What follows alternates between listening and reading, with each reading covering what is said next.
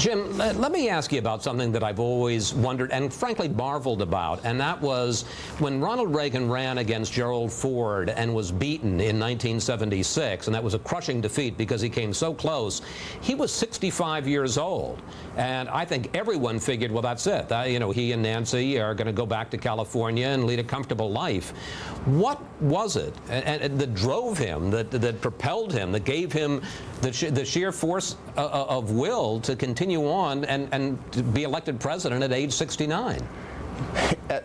When the nomination was clearly going to go to President Ford, when the dynamics of the convention made it certain, on the morning after that, Ronald Reagan came to the hotel room where all of our headquarters was and where all of the people who were his workers, field workers. Yes. Jim Lake, can you just wait just a moment? I really want to hear this story, but Trace Gallagher is out at the funeral home in Santa Monica, and we do want to hear from him. Apparently there's been some news there. So Trace, come on in and tell us what's going on. Yeah, what's happening, Chris, is it might not be very pretty, but we just saw the hearse pull away from the funeral home here in Santa Monica. My photographer, Scott King, is trying to get the shot. The hearse is now just pulled around the corner, so you just missed seeing it, but it left no more than 30 seconds ago. And of course, the hearse will now go from here in Santa Monica to Bel Air, no more than maybe 4 or 5 miles. And then we're told in an hour or an hour and a half, that hearse will then bring former President Reagan's body back here to Santa Monica. This is where it will be prepared for burial. We are also anticipating hearing from Reagan's chief of staff of his office, Joanne Drake. She should speak either right before the president's body gets here or directly after, and then she'll give us a better timeline of what's going to happen next. We talked about the fact that regarding family wishes, as early as tomorrow morning, the body could be taken from here at the funeral home up to Simi Valley at the Reagan Library, about a 35-mile drive. They would have a short prayer service, and then the president would have a public viewing. The former president's body would have a public viewing. He would lie in repose for 24 hours so the public could then pay their respects. And then the next day, whether it be Monday or Tuesday, he would then go from there to Point Mugu, and then from Point Mugu back to Washington, D.C. But again, to recap, the hearse has now left the funeral home here in Santa Monica en route to Bel Air to pick up the former president's body and bring it back here to Santa Monica. Chris? Trace Gallagher reporting from the funeral home in Santa Monica. Thank you so much. And let's go back, if we can, now to former Reagan advisor James Lake. Jim, I'm sorry to interrupt you. You were talking about the president's, well, at that time, governor's reaction after he was beaten by Jerry Ford in 1976. He was talking to our campaign workers in our hotel ballroom and telling them they'd all done a good job. And then he gave a speech sort of Gaelic origin. He gave more than once about the shining city on a hill and about the warrior who had lost the battle, but that he would be back again another day to fight the battle again. And that was a signal to me that in 1980, watch out, Ronald Reagan isn't finished. And where does he get it? He gets it in the same place he got his basic values, the character, the strength, and the ideas that were solidly his. Hold on a second, Jim.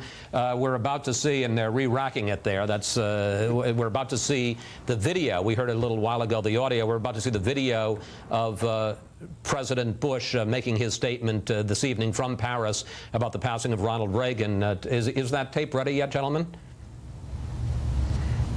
Well, apparently it's going to be ready in 20 seconds. As we said, the White House first planned simply to have a written statement, and then the president apparently felt so strongly about this, and my guess is he wasn't dressed the way you'll see him in a moment, that he got dressed back up and with his tie and went out to face the press and to talk. Here he is. This is a sad hour in the life of America. A great American life has come to an end. I have just spoken to Nancy Reagan. On behalf of our whole nation, Laura and I offer to her and the Reagan family our prayers and our condolences. Ronald Reagan won America's respect with his greatness and won its love with his goodness. He had the confidence that comes with conviction, the strength that comes with character, the grace that comes with humility, and the humor that comes with wisdom. He leaves behind a nation he restored and a world he helped save. During the years of President Reagan, America laid to rest an era of division and self-doubt. And because of his leadership, the world laid to rest an era of fear and tyranny. Now, in laying our leader to rest, we say thank you. He always told us that for America, the best was yet to come. We comfort ourselves in the knowledge that this is true for him, too. His work is done, and now a shining city awaits him. May God bless Ronald Reagan.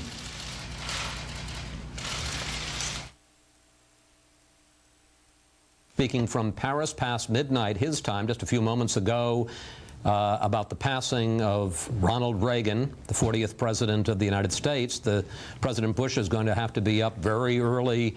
It's already tomorrow morning, D-Day, the 60th anniversary, to attend the ceremony on Normandy Beach, but obviously felt so strongly about Reagan's passing that it was something that he wanted to come down and face the press and observe.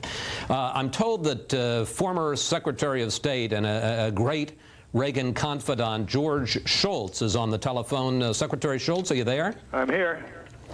Well, I know the two of you went through a lot of battles together from 1982 through 88, a lot of experiences with the Soviets. I was fortunate enough to cover a lot of them. Tell me your thoughts about the passing of this great man. Well, he doesn't go away from us because his ideas last, and he taught us the importance of freedom. Freedom in economic life, freedom in political life, and he taught us the importance of ideas, understanding ideas, translating them into action. It always seemed to me that his steadfastness that people often remarked on was really the result of the fact that he understood very deeply the ideas that he was advocating. It's been a revelation to see the huge volume of handwritten essays and other handwritten letters and things like that that have come to our attention recently. And we have found some 700 essays in his own handwriting. And you see how he had thought through the ideas that became the understructure of his presidency. So he was a great communicator, and he understood the importance of thinking out how you express something, how you get it across to people. But the big thing was that he had important ideas to get across, and the ideas turned out to be right. Secretary Shultz, I want to ask you about another aspect of Ronald Reagan. Of course, he was the head of a labor union, the actors union in Hollywood in the late 40s, 50s. You, of course, were a professor of labor at the University of Chicago. How good a negotiator was Ronald Reagan? He was a good negotiator, and he enjoyed it. And we used to talk about it in negotiations, the negotiating process, because while the stakes in the negotiations with the Soviet Union were the highest imaginable, still there is a process of give and take that is there. I remember on one occasion we were considering a proposal, since the Strategic Defense Initiative, oh, you guys call it Star Wars, had made such an impact on the Soviet Union. And the proposal was to suggest that we would agree not to deploy anything for 7 years if they would do certain things. And he was thinking about it. I said, Mr. President, you're giving them the sleeves to your vest. We don't have anything to deploy. And he enjoyed that. And So ever afterwards, when we had a negotiating proposal we were discussing, he'd say to me, "George, wear the sleeves to my vest." But he enjoyed the process of negotiating, and he was good at it. But of course, it wasn't just a negotiation; it was a major effort, and he did it well. Secretary Shultz, let me ask you about perhaps the central moment in his negotiations with General Secretary Gorbachev, and that, of course, was the Reykjavik summit, where it appeared for a brief period of time that they were going to agree to do away with all nuclear missiles, and of course the agreement fell apart when the president refused to give up. I'll call it Star Wars one more time for you know, just as memory's sake, but to the Strategic Defense Initiative. And although, of course, it all turned out all right at that time, I remember the two of them coming out looking very frosty at each other, and President Reagan escorted Gorbachev to his limousine. I mean, when you talked to the president afterwards, I mean, a lot of people were concerned at that time the Soviets wouldn't come back to the table. How confident was President Reagan that they would? Well, we rode back from that Hovde House to our embassy together, two of us sitting in the back seat of his limousine. And it was my task to give the press conference afterwards. So I said to him, "Well, what should I tell the press about this?" And he said, "Just say what happened." I said, "All of it? All of it. Just say what happened." And you notice there were no leaks about Reykjavik because there was nothing to leak. It was all laid out there. And of course we were discouraged. Somebody asked me in that press conference, why did I look so tired and disappointed? And I said, because I'm tired and disappointed. But as you look back on it, there was a tremendous amount achieved at Reykjavik. Basically, the agreement to eliminate intermediate-range nuclear missiles was reached in Reykjavik. And when something like that gets on the table, you can't get it off again. And the agreement to reduce strategic weapons by half was reached in Reykjavik, with all sorts of special things like a bomber counting rule and by half to equal levels, little things that people involved in it know how important these things are. And then something that I thought was very significant. For the first time, the Soviets agreed formally to have human rights as a legitimate, regular item on the agenda for our discussions. Now, as you said, in the end, it didn't gel, and we were disappointed. But once your hand is out there on the table, you can't get it back again. And so we had a process of about a year of, not quite that long, of gradually getting it back into place. I had an interesting experience with Gorbachev once. After he left office, he came and visited me at my home at Stanford University. And I said, "You were, Cold War was cold when you took office and it was over when you left. What do you think the turning point was?" And he said, without any hesitation, Reykjavik. I said, "Why was that?" He said, "Because for the first time, the two leaders spent an extended period of time talking to each other about the big issues." It's kind of an interesting answer. So he asked me what I thought the turning point was, and I said, I thought it was when Ronald Reagan kept the NATO alliance cohesive, and we deployed Pershing missiles, that is, nuclear-tipped ballistic missiles in Germany, which you thought could hit Moscow. That was the turning point. And you must have thought, well, we better negotiate. Former Secretary of State George Shultz, thank you so much for joining us this evening and sharing your thoughts about the exciting and momentous days that you shared with former President Reagan. Thanks again. Thank you for talking to us, sir. Thank you. Let's switch now, if we can, to Fox News correspondent Rita Cosby, who's in New York, who has more reaction to the passing of Ronald Reagan. Rita? Yeah, Chris, I just got a statement from Tricia Nixon Cox, who wanted me to have it exclusively before it's released to the press. And she, of course, is the oldest daughter of former President Richard Nixon, who, of course, was very close to Ronald Reagan. And this I just got on the phone. Let me give it to you. Again, from Tricia Nixon on behalf of the Nixon family, saying, quote, "As the nation mourns the passing of a great American, the thoughts and prayers of the Nixon family are with Mrs. Reagan and the Reagan family. Ronald Reagan personified the virtues of the shining city upon the hill.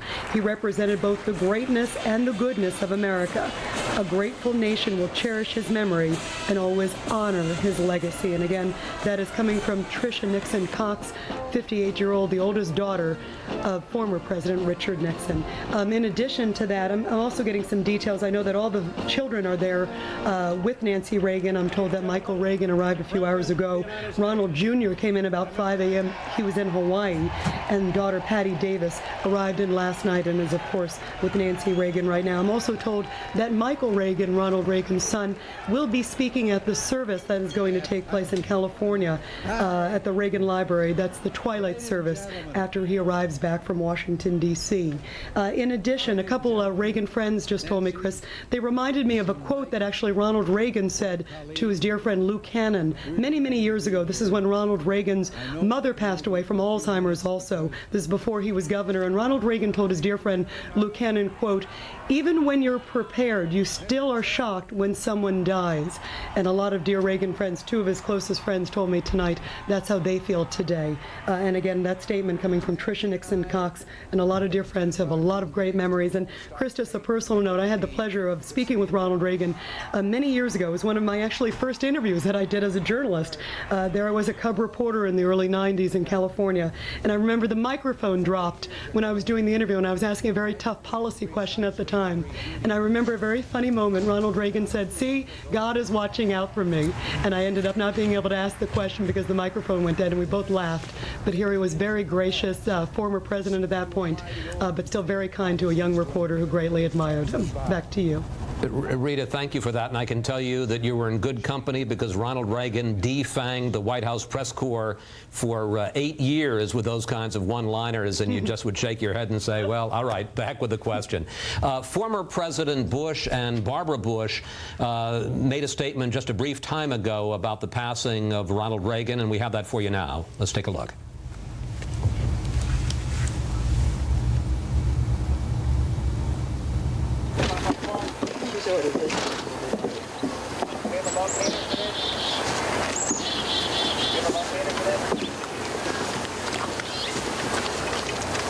Well, thank you all very much for coming.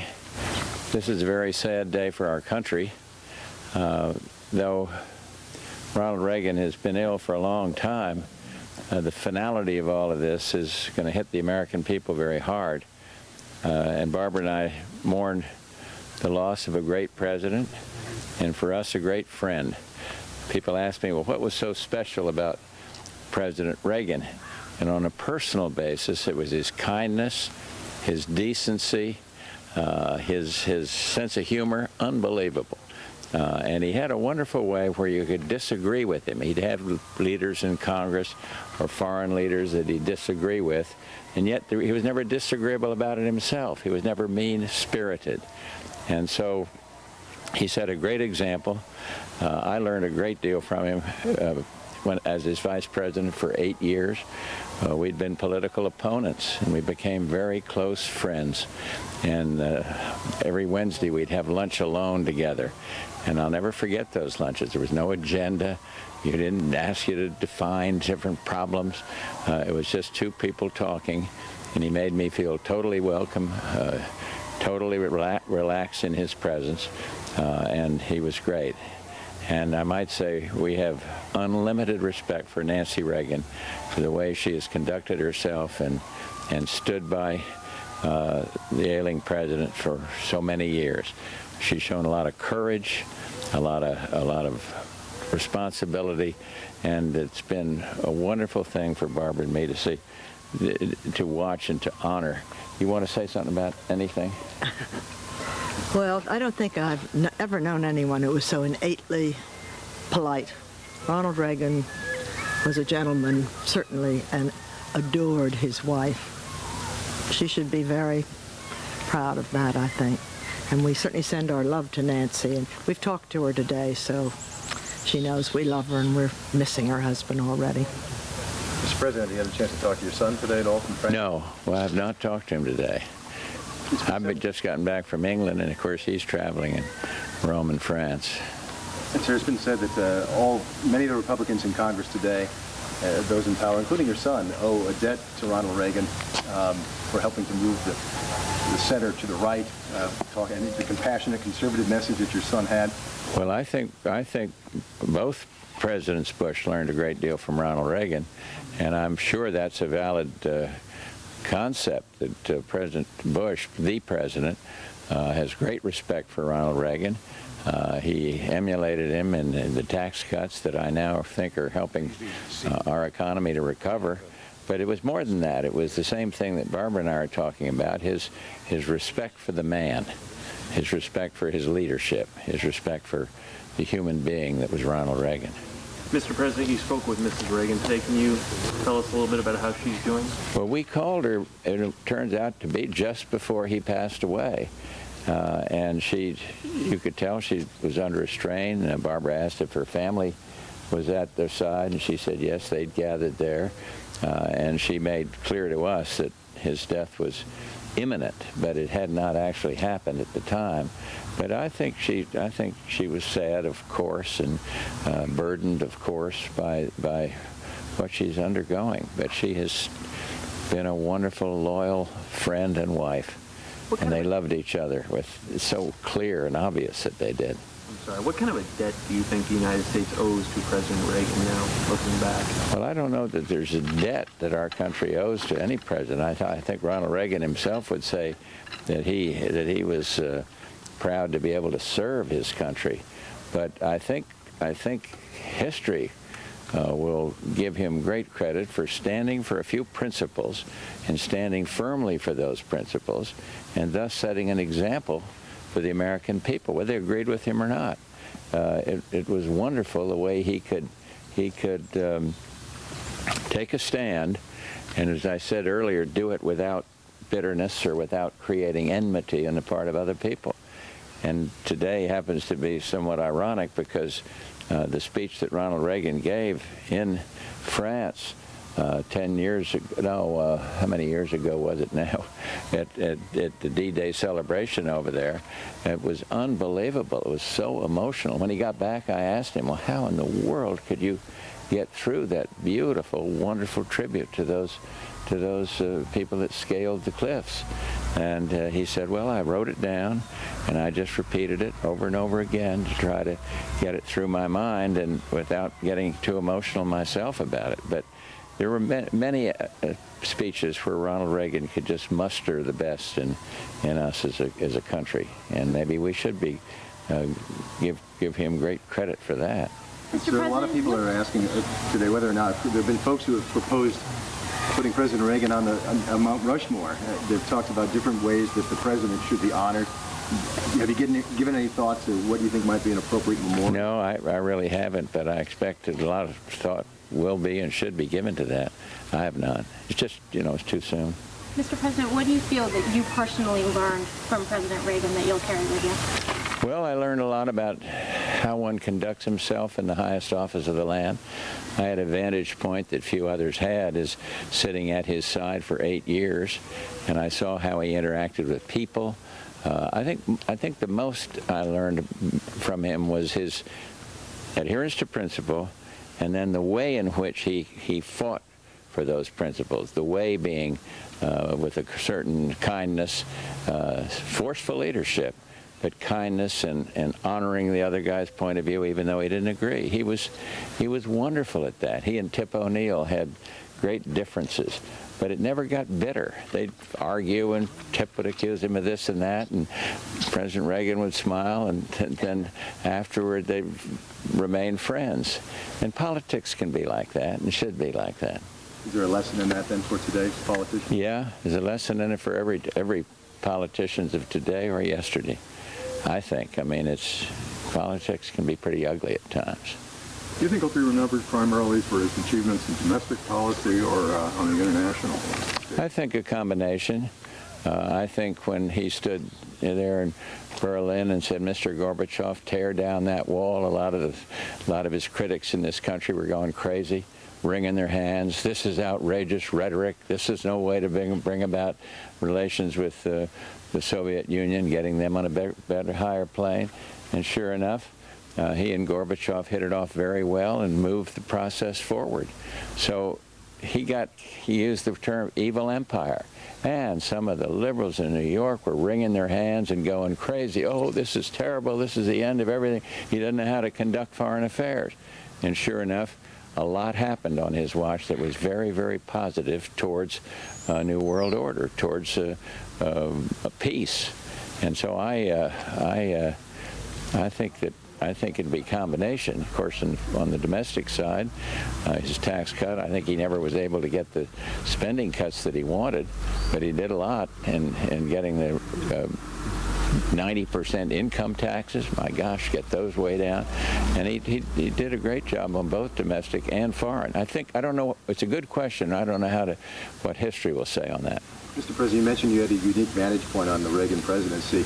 The detractors, much has been made, of course, of the president's Alzheimer's in later years, and his detractors, of course, have made an issue in claiming that there may have been some sort of mental deterioration while he was still in office. Can you address that issue? Yes, I can say it's not true, or certainly, and I was close in, and I never detected anything like that at all. And yet I read the speculation, but I was there at his side right up through his presidency. So I don't know where that comes from. And if some doctor knows it starts very early on and something like that, well, fine. But in answer to your question, no, I did not detect it or think it. And when I've seen that reported, I'm saying, hey, who are they talking to?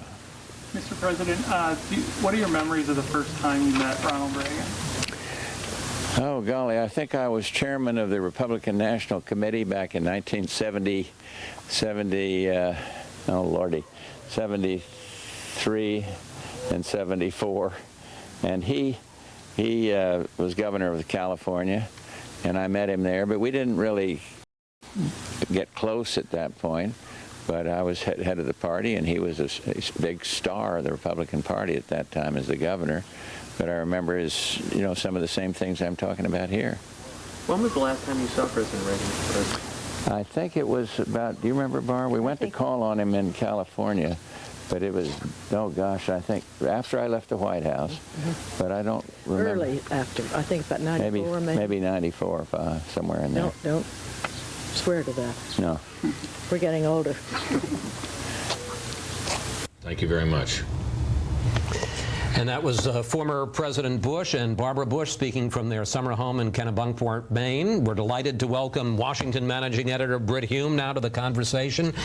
Britt, your thoughts? Anything? Well, I was just thinking, seeing former President Bush there, when Reagan was president, I hadn't achieved the elevated standing of White House correspondent that you already had, and that you, Fred, and Mort had covered the President Reagan as president. I was a lowly Capitol Hill reporter, but I later did cover President Bush as president, and I was there with him when he went out to California for a trip, and he paid a call on President Reagan.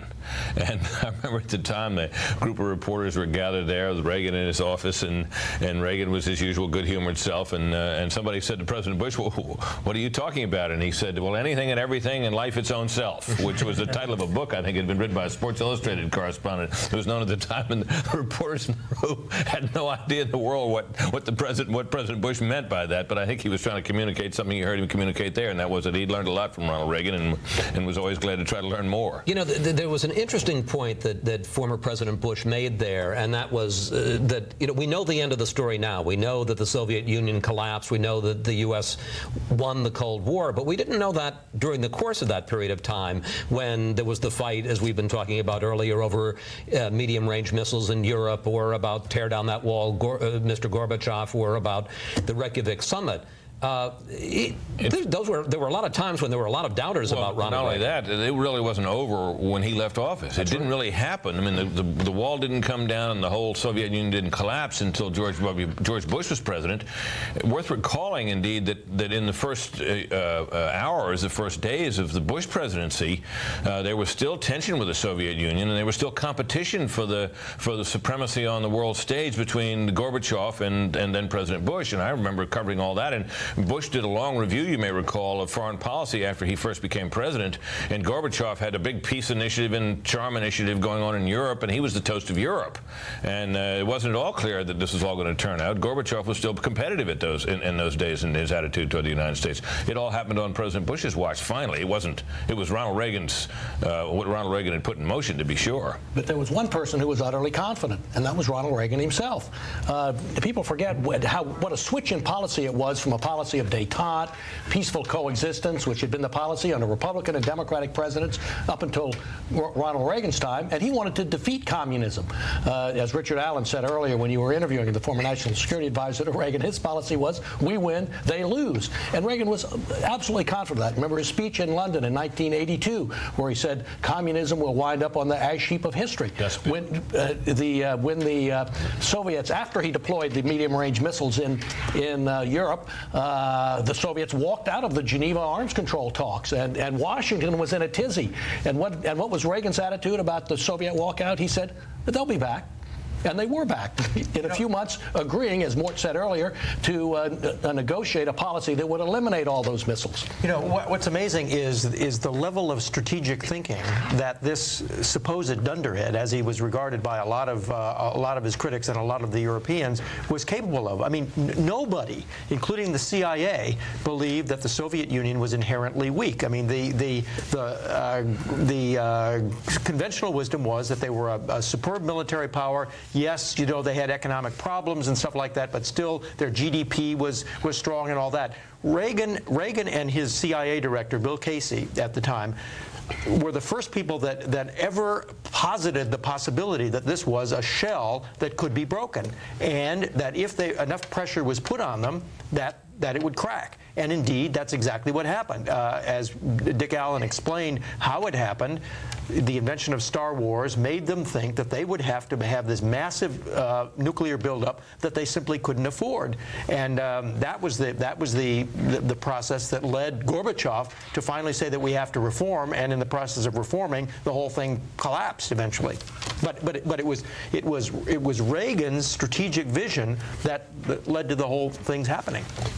Well, and that's one of the points that I was discussing with former Secretary of State Schultz. Reagan was a labor negotiator. He was involved with unions as the head of the Actors Guild in Hollywood in the late 40s, early 50s, and he knew how to negotiate. He enjoyed negotiations, and as you say, it was like, well, they're leaving now, they'll be back, and he was perfectly prepared for that give and take, and it went on for his entire presidency. We have to take a brief pause here, and we want to welcome any newcomers to Fox News and report the momentous news of this day, which is the passing of Ronald Reagan at age 93, the 40th president of the United States. By all accounts, one of the great presidents, whether you agreed or disagreed with his politics, one of the central presidents of the 20th century, died today in his home in Bel Air, California. His wife, Nancy, and his two youngest children, Patty and Ron, were by his side at the time. His body will be taken shortly to a funeral home, and then we believe tomorrow brought to the Reagan Library in Simi Valley, California, where it will lie in state before coming sometime this week, and the exact schedule has not been set yet. Will come here to Washington, where it will lie in state in the U.S. Capitol. There'll obviously be a funeral service, a formal funeral service at the National Cathedral here in Washington, and then flown back to Reagan's adopted and beloved home of California, where he will be buried at sunset at the Reagan Library on a hill, as we've been heard earlier this evening, overlooking the Pacific. A glorious sight on lawn overlooking the landscape of his beloved California. I'm here with Brit Hume, Washington managing editor of Fox News, and Fox News contributors Fred Barnes, Mort Kondracki. Gentlemen, as we sort of recast the situation, any thoughts? Well, I was reflecting about Reagan. All that has been said here about his incurable optimism, his ability. I think, Fred, I think you're the person who first pointed this out to me some years ago, that Ronald Reagan had this remarkable ability to tune out the buzz in Washington. And we live in a moment, in a time here now, when the buzz in Washington is almost deafening about the war and many other things. Ronald Reagan was a controversial president. He was a bold president. He had big ideas. He proposed them. He got them through Congress. The tension about him in the early phases of his presidency in particular was very great. And he had this ability not to be swayed by that stuff, not to be caught up in it, not to try always to be tacking and shifting to try to deal with the winds in Washington. And I think it was that ability of his part to kind of cheerfully tune out all that stuff was absolutely central to his presidency, and it's I think that it is one of the things that this President Bush may have learned from Ronald Reagan, because he doesn't bother with the press when it's when the hounds of hell are loose on him, and he gets his news from wherever he gets it, from his aides and so forth. And I think he probably saw that it helped President Reagan. It did not help his father when his father was beset, and but that's a characteristic about him that I think that any president could learn something from. Let's bring in Christopher Buckley, who was a family friend of the Reagans and wrote a very funny book about Ronald Reagan. Chris Buckley, are you there? I gather you're here, Mike. I'm here. I'll call you Chris, and you call me Chris, and we'll do better. I don't have an actual TV monitor. Well, we can see you, which is the important thing. Okay. Your thoughts today? Well, my thoughts are that it's, on the one hand, a blessing. This has been a terrible decade, these last 10 years for Mrs. Reagan. One of the almost Shakespearean aspects of this was that this was one of the greatest love affairs, not only in the White House, not only in Washington, but ever. These Ronald and Nancy Reagan were like something out of Greek mythology. I'm mixing my metaphors here. So one can only imagine the pain and the tragedy of this for Nancy Reagan. So my thoughts are, on the one hand, that how well it is that her suffering is over. And one feels a great weight of history on this day. This was a great man, and as the poet would say, we shall not see his like soon again. Your thoughts about his role? Obviously, your father, one of the fathers of the modern conservative movement. Your thoughts about his importance in the development of conservatism in the latter part of the 20th century? I think it's I'm a big William F. Buckley booster, and I think it's possibly fair to say that my dad played a very significant role in the rise of Ronald Reagan. My dad and Barry Goldwater created the modern conservative political movement, which led in time to the accession of Ronald Reagan. And without Reagan, there would not have been a George Herbert Walker Bush, and in more ways than one, without George Herbert Walker Bush, there would not have been a George W. Bush. So I think there's quite a continuum there.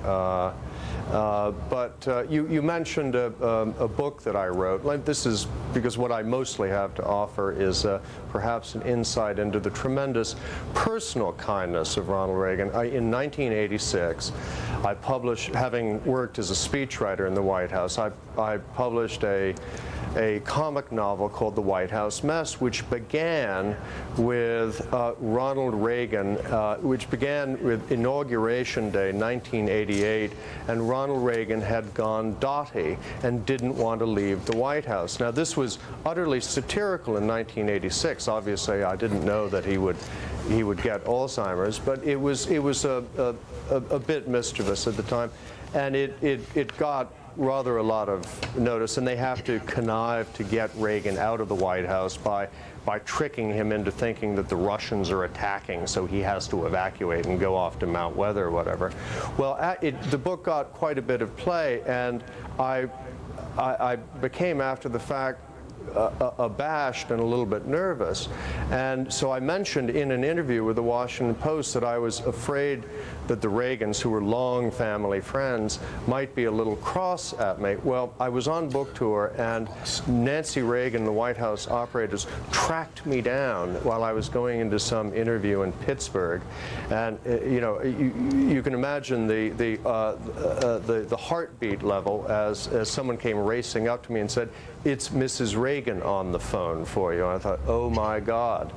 So I got on, I did the Catholic thing and crossing myself, and I said, "Yes, Mrs. Reagan." She said, "Oh, you know, we read the interview in the Washington Post. We just wanted to know, we're just delighted about the success of the book, and we couldn't be happier." And that was followed up by a handwritten note from Ronald Reagan about a week later saying, you know, "I've read the book. I think it's terrific." This is sounding like a book plug, but he said, "And I'm very happy to participate in your success." I was stunned. This was a very large heart. Not many other men, much less presidents, would have said something like that. So I think his greatness was large and particular. Chris Buckley, thank you so much for joining us. You know, it's funny you talk about Ronald Reagan and his sense of humor. One of the excuse me, one of the times I remember most was when Reagan and Mrs. Reagan were headed for the helicopter on one of their normal Fridays, and it was right in the heat of the 1984 presidential campaign, and Gary Hart was doing very well against Walter Mondale at the time, and some reporter was saying, "Aren't you scared of Gary Hart?" And gee, he's just like he comes off like John Kennedy. And out of the blue, Nancy Reagan said, "Well, he comes off like Ronald Reagan." And I'll never forget that Ronald Reagan just laughed. He thought that was hilarious, and that his wife had come to his assistance, and with that they departed and headed for the helicopter and off to Camp David. We're told now that we have a statement from another former president, William Jefferson Clinton, about the passing of Ronald Reagan. Let's put it up on the screen. "Hillary and I will always remember President Ronald Reagan for the way he personified the indomitable optimism of the American people and for keeping America at the forefront of the fight for freedom for people everywhere. It is fitting that a piece of the Berlin Wall adorns the Ronald Reagan building in Washington." We should also point out that there's a piece of the Berlin Wall alongside the Reagan Library out in Simi Valley, where the president later this week will be laid to rest. Wendell Goler, Fox News correspondent, is at the White House now. Wendell, what have you got for us? We're told President Bush had just gotten to sleep shortly after 10 o'clock in Paris when Chief of Staff Andy Card informed him that former President Reagan had died. Mr. Bush got up, called Nancy Reagan, spoke to her for about 5 minutes, and then, as we saw, he called reporters in and spoke to them for a brief while, delivering a statement in which he said Ronald Reagan won America's respect with his greatness, and he won the country's love with his goodness. It really is a sign of Reagan's significance to George W. Bush's presidency. We're told privately Mr. Bush will make arrangements to attend the memorial service for Ronald Reagan here in Washington, and that will not be easy because, as you know, after he finishes observing the D-Day commemoration in Europe, he comes back here to host the G8 summit off the coast of Georgia, and not just the leaders of the world's 7 richest nations in Russia, but also Middle Eastern leaders, Afghan President Hamid Karzai, and members of the interim government from Iraq expected there. So it will not be easy for the president to get here, but the White House says, Mr. Bush, determined to make the time. The president really, as you, Chris, and Bill Kristol were talking earlier, really has patterned his presidency much more after Ronald Reagan's than he did after his father's presidency. Mr. Bush elected with the narrowest of margins, determined to pursue a conservative agenda to keep his base comfortable, unlike his father, who made some concessions, was seen to have compromised on the no new taxes pledge, and went into re-election without his base. This president has said he's comfortable about the upcoming fight with John Kerry, the upcoming political battle, because, in his words, my base is solid.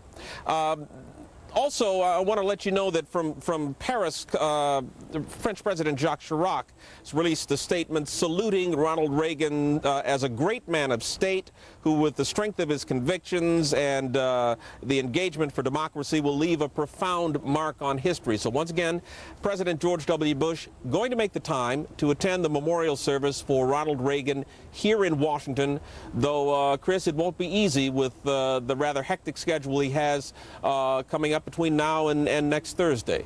Chris? And Wendell, no idea at this point as to when the funeral for former President Reagan will be held at the National Cathedral in Washington? It's still unclear, although I think we're looking at a midweek situation there. With the goal, as we've heard in California, of having the funeral out there at the end of the week on Thursday or Friday. So it's still unclear, but the White House determined the president will be here. The president himself determined to be here. Well, I'm sure a number of those foreign leaders will also want to be there. So, in a sense, you can sort of see this week evolving, where they'll come directly from the economic summit in all likelihood up to Washington for the Reagan funeral. Wendell, thanks so much for all of that. Let's bring in Frank Fahrenkopf, a key political operative for Ronald Reagan during his presidency. Frank, I gather you're in a studio here at Fox News. I am. I'm with you here, Chris. Well, we're delighted to have you here. You went through a lot of battles with Ronald Reagan. I did. It's it's a sad day. So much has been said over the last couple of hours. One of the things I think that really impressed me was a remark that Mort Kondracki made a little earlier about how underestimated Ronald Reagan was, and how much, very much the same way, George W. Bush has been coming to this town. You go back to 1981. I mean, the media here in New York and in Europe said, well, this was this Western governor who was coming to Washington, no real foreign policy experience, had to surround himself with a bunch of smart advisors to tell him what to say and how to think. The papers all over Europe ridiculing him as a cowboy actor. Well, pretty much the way that our present president is being perceived. But, he fooled them all. You forget that he won 49 states and won 525 electoral votes in 1984. So he was just a tremendous politician, had that ability to connect with the American people. I'm looking at a camera right now. He had that rare ability to get right through that camera to that American citizen in his or her home. So we've really lost a giant. Frank, I remember in 1980 when I was covering Ronald Reagan, a couple of days before the election, I was going over with his pollster, Dick Wirthlin, their strategy for how they thought they were going to assemble 270 electoral votes. And in the back of a press release, he wrote this very detailed, he drew a bad map of the United States and showed the West Coast and Texas and how they'd get to 270. And a couple of days later, after Reagan became president, I did an interview with him at his ranch in Pacific Palisades, and I showed him this map, and I said to him, I would really love it, Governor, which is what we still call him, then if you would sign this. And so he looked at the map and with all the details and the nuts and bolts, and he said, I don't understand this map, Ronald Reagan. And one of the questions I always wondered was how, whether that was an image or whether that was the reality. How engaged did he get in the nuts and bolts of politics? Did he know and care about how the state chairman in such and such a state was going, or how he was, what the polls were in a certain part of the country? Well, I don't think day to day that concerned him. I mean, there's no question he gave me tremendous support at the Republican National Committee, anything I ever needed, bringing state chairman of the White House, etc. But I'll tell you a little interesting story, very much like that. You remember that on Election Day in 1984, we were supposed to stop at Minneapolis-St. Paul. And make a stop there while we were then taking him out to the ranch. But because we knew what the numbers were, we didn't make that stop. He went straight to the ranch. He lost Minnesota, as I recall, by about 2,500 votes. And he always used to dig Ed Rollins and I that had it not been for us stopping that visit in St. Paul, in Minneapolis-St. Paul, he might have been the only president to win all 50 states. So he did pay attention to it, but not on a daily basis, Chris. Frank Fahrenkopf, thank you so much for your insights into Ronald Reagan, and you know, it's so fascinating to be talking to all of you, people that we all as reporters spend time with, and there's so many wonderful stories which I must say we had never heard before this, so it's good to hear them now. Your thoughts, Britt, about Ronald Reagan and his astonishing political success? Well, I can't add a lot to what else has been said here about the fact that this was a man who had a handful of ideas that he deeply believed in. They turned out, it seems, to have been the right ideas for the time he lived in. He never budged from them. Eventually, by the force of his skills and will, he got the Congress and the country behind him, and the result was an astonishingly successful presidency that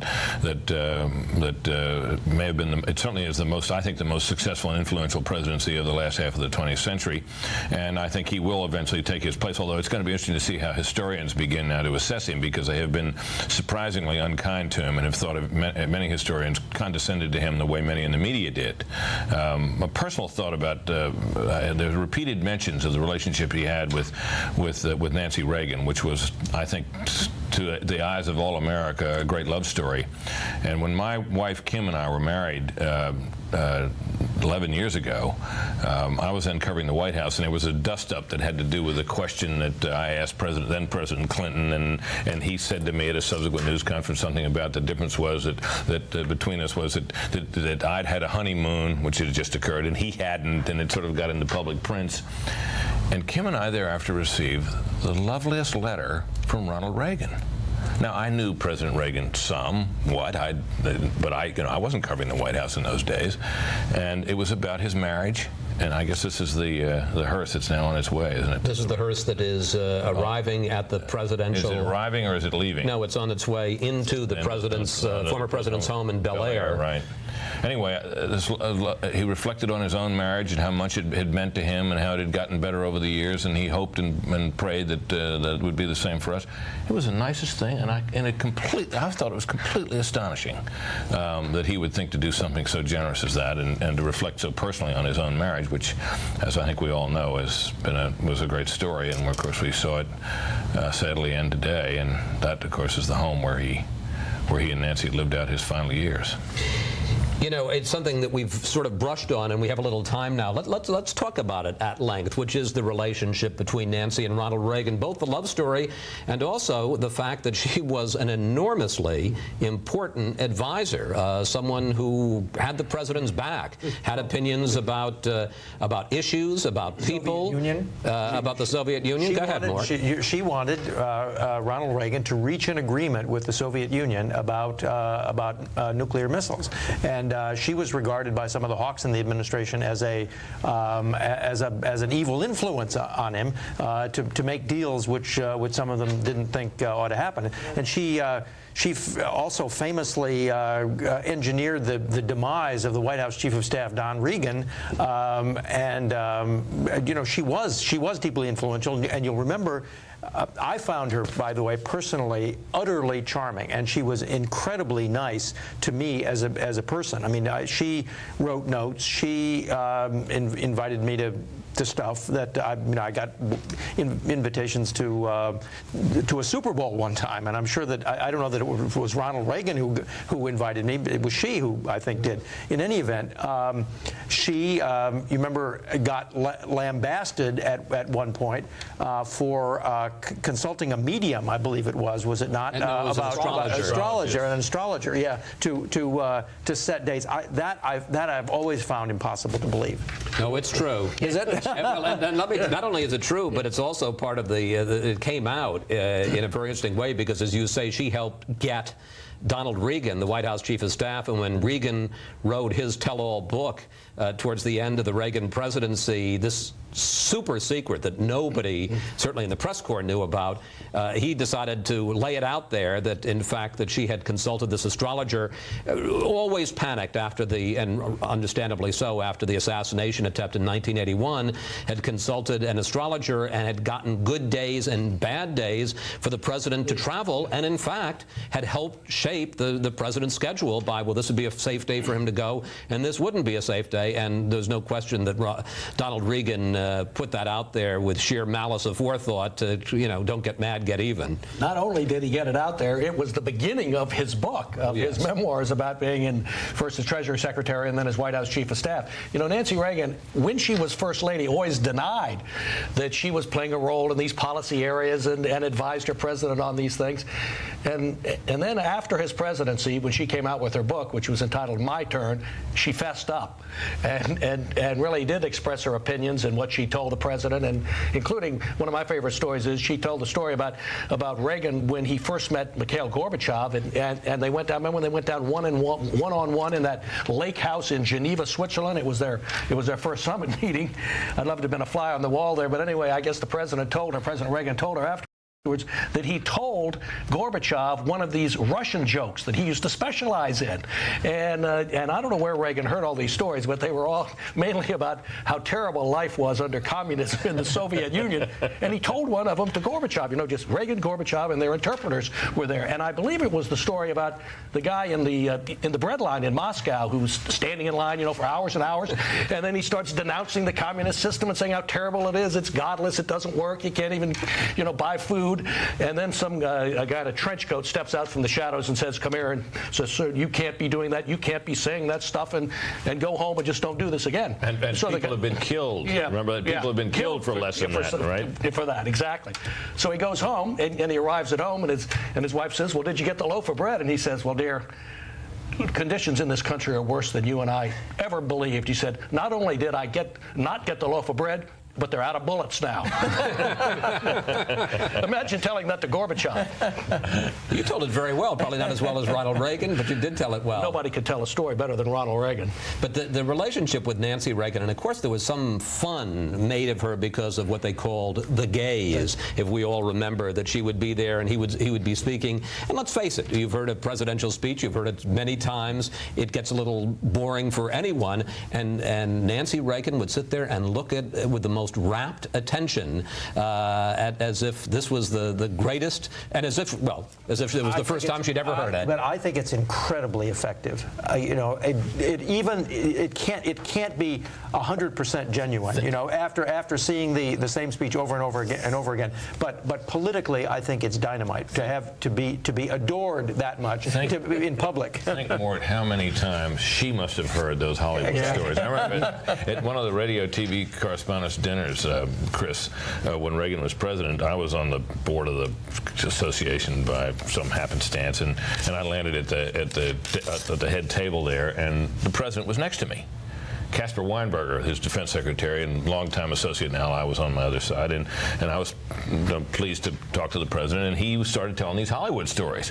Look, I didn't cover the guy. I'd heard a bunch of them, and he was telling them and everything, and I felt kind of badly. I thought, oh, you know, he's trying, guy, you know, he'd probably rather be home tonight, and here he is having to tell Hollywood stories to some lunk from the press, you know, and it finally, at one point, I was talking to Secretary Weinberger, and I said, you know, Mr. Secretary, I kind of feel badly for the president. I think he must feel like he's working here tonight because, you know, he's telling these Hollywood stories, some of which even I've heard. And he said, oh no, he said, he loves to tell those stories. He's having the time of his life. So. Well, I will tell you, I remember being on the campaign plane in 1980, and occasionally, because it's not Air Force One, there's not a huge division, there's just a curtain, and occasionally as you'd be going forward towards the cabin where the president, or then Governor Reagan was, there'd be people walking out going, oh my God, he's telling another Hollywood story. You know, I don't want to be caught hearing it. Fred McClure, who was a White House legislative aide in the Reagan White House, joins us now. Fred, you can have big thoughts or funny anecdotes. What do you want to share? Well, Chris, first of all, thanks for allowing me to be here today. I think back to what it was like as a 31-year-old going to work for the president back in 1985 on the heels of what had been a wonderful change in the legislative landscape in Congress, because in 1980, the landslide that changed the Senate and also significantly helped helped in terms of the House of Representatives, created a governing coalition, if you will, that allowed the president to have great success during those years of his presidency. One in particular was during the time that the tax reform legislation took place during that 85-86 time frame, and it was a great time for the president. He also began to change the nature of the court. It was during that time that the Chief Justice was nominated and elevated to the Chief Justice position, and Antonin Scalia joined our court. So just in those short couple of years that I had the great privilege of working for this great American president, began to change the landscape of this country significantly. Fred, how much did President Reagan enjoy the give and take with Congress, enjoy legislative strategy, enjoy, you know, trying to get to 51 in the Senate and whatever the majority is, because it's 218 in the House? How much did he enjoy that process? I do believe he enjoyed the opportunities that he had to talk to members of Congress when we asked him to sort of weigh in. You know, we try not to use a big gun until it's necessary.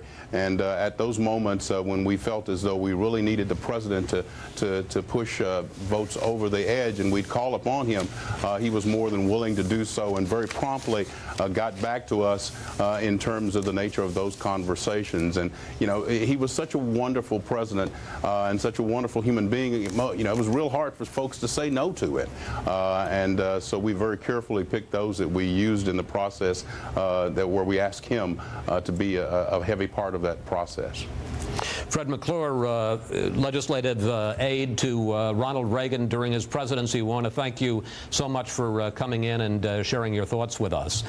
Thanks, Chris. As we have been reporting for several hours now, Ronald Reagan, the 40th President of the United States, passed away a couple of hours ago at his home in Bel Air, California.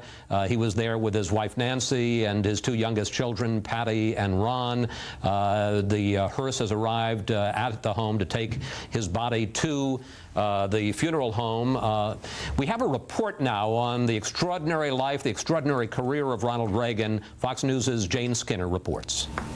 Gipp, George Gipp. An Illinois native born in 1911, Ronald Reagan became one of America's favorite B-movie actors. His most famous line came playing the ailing football hero George Gipp. Ask them to go in there with all they've got.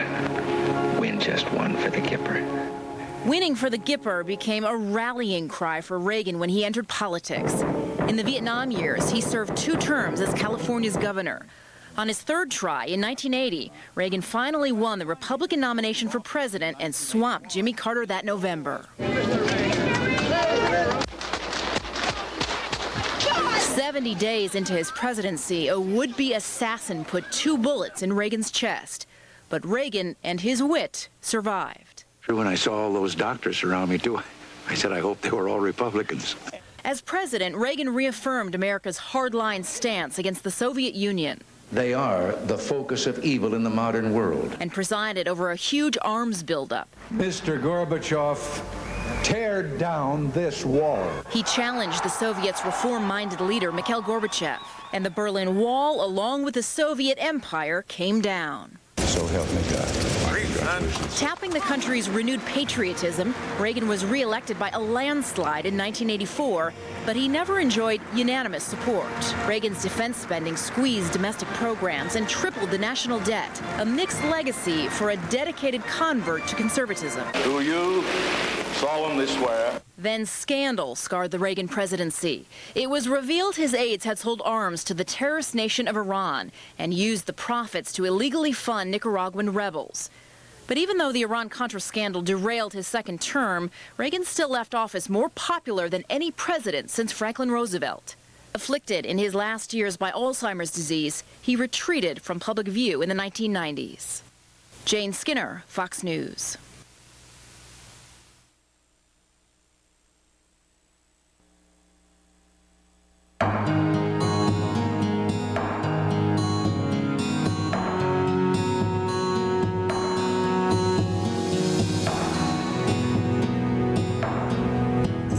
Good evening. I'm Britt Hume in Washington. Welcome to Fox News Channel's live coverage of the death of former President Ronald Reagan, who died late this afternoon Eastern Time at his home in California. And as we sit here and watch the reaction and listen to people discuss the former president, his body is in the process of being taken from his home in Bel Air, California, to a funeral home in Santa Monica, from which it will go to the Reagan Library in Simi Valley, California, where he will lie in repose. As the family is telling us, the exact schedule of all these events is not yet clear. President Bush was informed late this evening we're in Paris, where he is for the D-Day observances to begin tomorrow. And the president made a statement honoring President Reagan.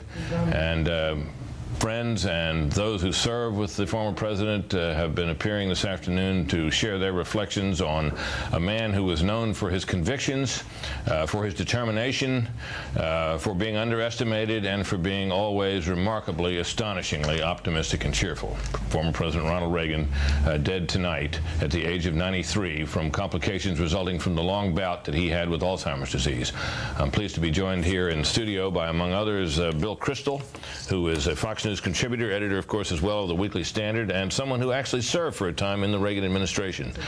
Bill, what, in your sense, will be the response to, I mean, many people have judged Ronald Reagan a great president. Many say he was a giant of his time. Many say he's the man or the president who, won the Cold War. Historians, though, have been less generous in their thoughts about him. Now that he's gone, do you think that appraisal will change? I hope so. It's the winners write history, and I think Reagan's policies have been vindicated by the facts on the ground. He had these ideas; they were derided as ideological, wishful, dangerous, and they prevailed. Communism fell. It's funny. I was just in Jerusalem this week and met with Natan Sharansky, the great Soviet dissident, the refusenik, who, and I hadn't thought about Ronald Reagan in a few weeks. He wasn't in the news, obviously. I hadn't heard his name in a conversation. And Sharansky went out of his way. We were talking about the Bush doctrine and about whether you could have democracy in Iraq and whether America could be a powerful force for freedom in the world.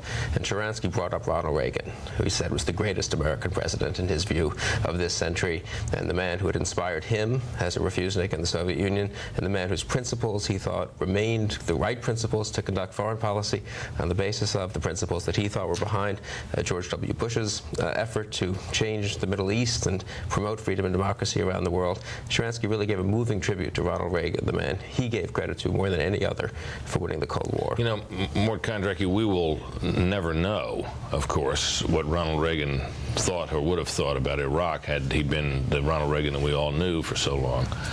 One senses, though, that he would not have been among the doubters and the doomsayers who believe that this extraordinary effort to bring democracy to a country and indeed to a region that's really had very little of it over time.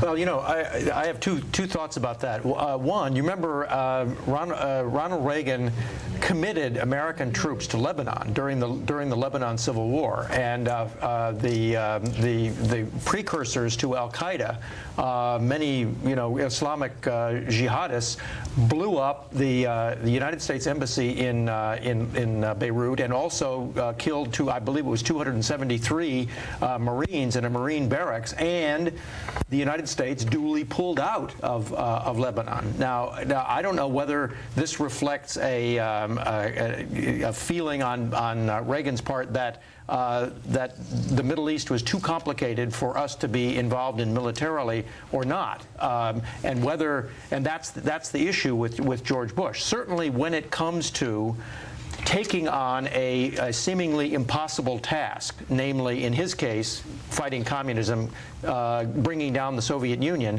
and in George Bush's case, bringing democracy to the Middle East, there are great parallels, and they can go on and on and on. I mean, the doubters, are attacking both of them in similar terms, and in fact, there was about as much division within the Reagan administration between the hawks and the doves. In this case, the doves were at the Pentagon under Caspar Weinberger, and by the way, Colin Powell was then the military advisor to Caspar Weinberger. at the time.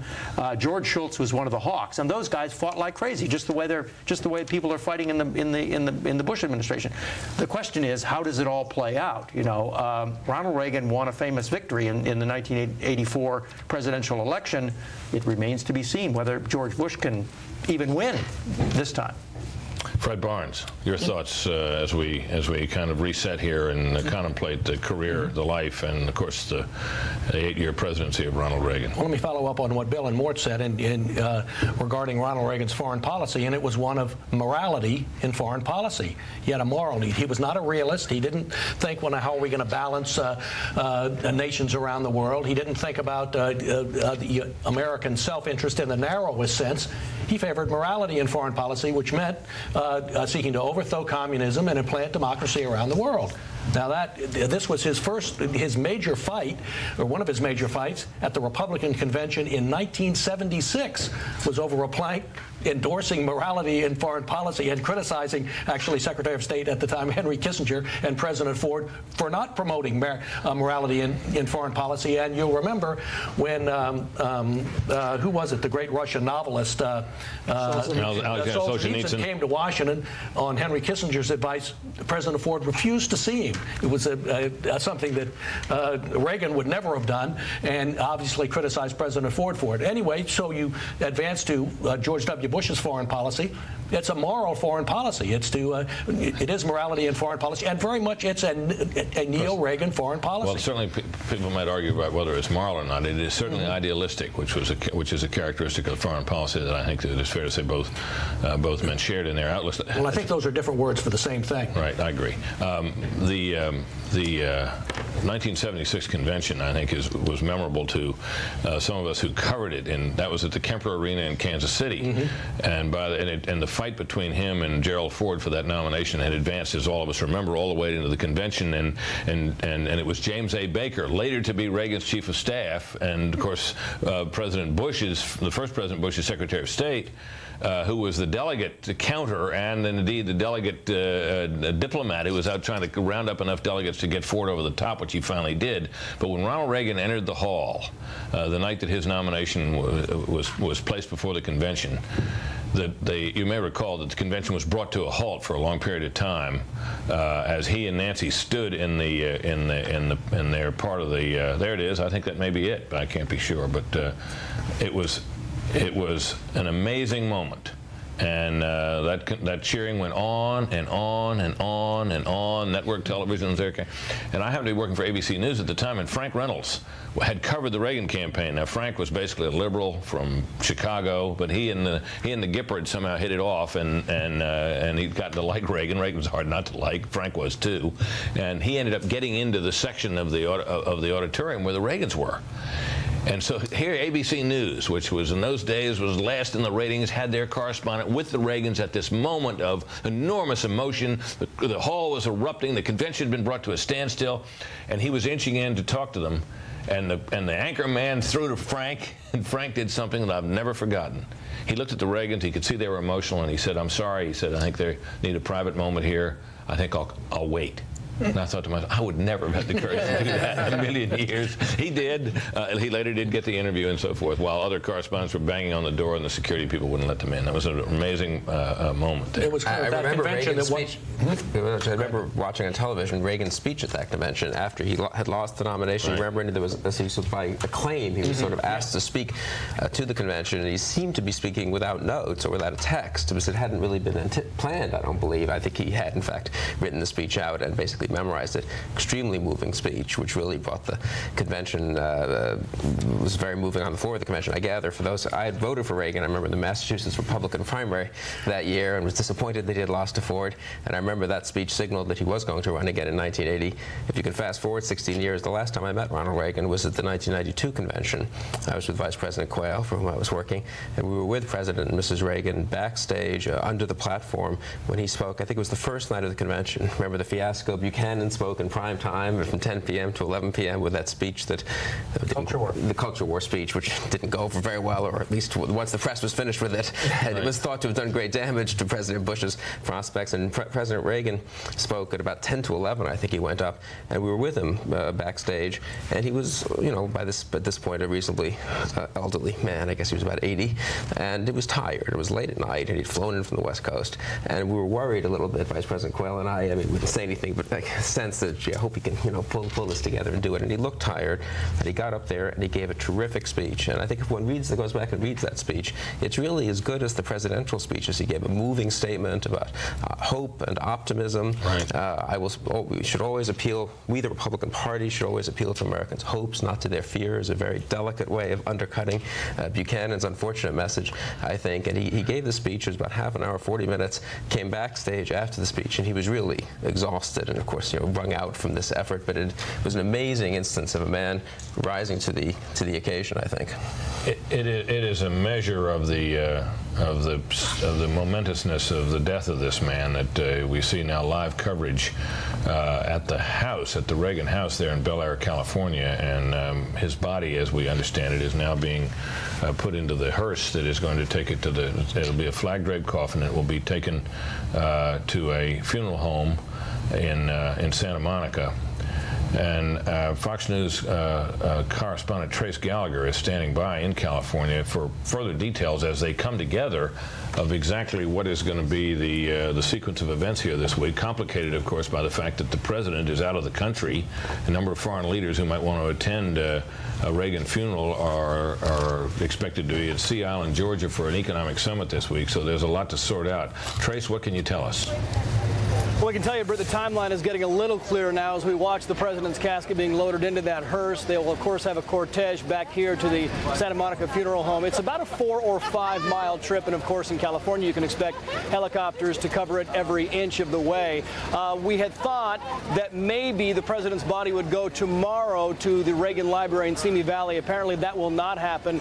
Joanne Drake, who is the chief of staff of former President Reagan's office here in California, is now saying that she will hold a press conference, which we thought was going to be today, now will be tomorrow here at the funeral home in Santa Monica. She said there will be no transport tomorrow morning. In fact, nothing at all will happen tomorrow morning, which gives us an idea that on Monday we will have that honored cordon, which is that military escort from here at the funeral home up to the ranch in Simi Valley, about a 35-mile trip.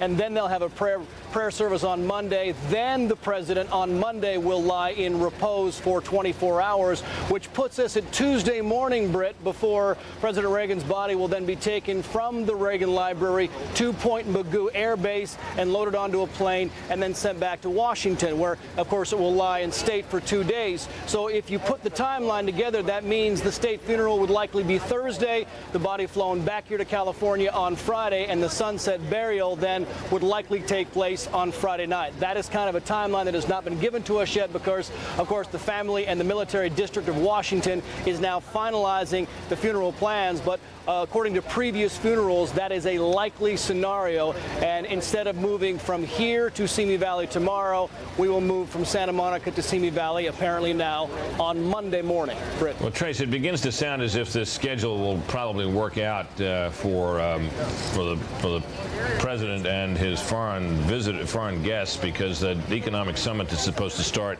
the first of the week in Sea Island, Georgia, will only last a couple days. And of course, if there were a service here in Washington on Thursday at the National Cathedral where such events are held, they would all, of course, be able to come to that. And President Bush, if he chose, then would be able to go on to California as well for that for the burial service at the end of the week. Trace Gallagher, thank you very much. I want to bring in someone who is perhaps best remembered for his association with the first President Bush, but was also as an assistant to President Reagan for cabinet affairs as well. There you see that hearse now as it rolls out of the gate there. His name is Craig Fuller. Craig, your thoughts on President Reagan and how you came to know him. You had worked for the other campaign, hadn't you? Well, in 1980. Good evening, Britt. That's right.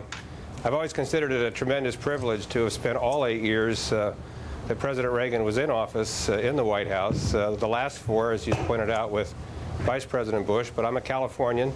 I actually met Governor Reagan When I was in high school in Boise State, I worked again as a government intern and got to know Governor Reagan and some of the people around him in the early 70s, and that experience certainly shaped my life because it led me eventually here to the White House. You know, I just have always had profound respect for President Reagan. So many people have spoken of the great accomplishments. I was thinking as I've watched this wonderful coverage that, you know, we're mourning his loss, but we're celebrating the man and we're celebrating his attributes. And among those that always stood out in my mind were his great decency, his ability to relate to people, and his thoughtfulness. I thought of a story that got no coverage at the time. It was shortly after he returned from the hospital after having been shot, and we needed to bring the congressional leaders to the White House to consult with him. But he was recovering, and so the image that was projected and the reality that was with us was that he was a man who had been shot in his bathrobe. Nobody wanted too much activity, but he wanted to engage in this meeting. And Tip O'Neill came in, and they got to talking about chandeliers, as I recall it. And lo and behold, the president gets up and begins in his bathrobe to lead a tour of congressional leaders through the White House. That example is one way in which he built rapport with leaders even of the opposite party, and eventually, of course, passed a spending reduction and tax reduction package that shaped the success of his administration. But, you know, Craig, it's worth asking. You mentioned that, of course, he'd been shot, and it was a near thing. We soon came to find out. And then, of course, the nation was stunned by the news, and we watched his recuperation. We heard, you know, the first day or so that the first words he said to Mrs. Reagan when she saw him at the hospital were, "Honey, I forgot to duck." And the doctors who spoke of his good humor as well. I wonder if his political standing were not enhanced by the public sympathy and perhaps, in addition, admiration that he gained by virtue of having been shot, survived, and behaved with such evident good humor through that period. You know, Britt, it's a very good point. I have to tell you that those of us who were part of designing and building that spending reduction and tax reduction plan saw so many moving parts, and we were struggling in March of 1981 with just how we were going to get it all done. But the president coming back from that incident, from being shot, from showing great personal strength and courage, and I will never forget, as I know you won't, the speech to a joint session of Congress, you know, upon his return. And there's no doubt that in some way helped him drive a legislative package through Congress that might have frankly struggled had it not been for his real sense of personal courage and for the fact that the American people were really, really behind him. And I think his use of humor, I think the way he related to people, all contributed a great deal to that. Craig, I've heard people say who worked for him over the years that he was a man, as we all know, he was very genial, very pleasant, very likable, that they never quite ever felt they ever really knew him.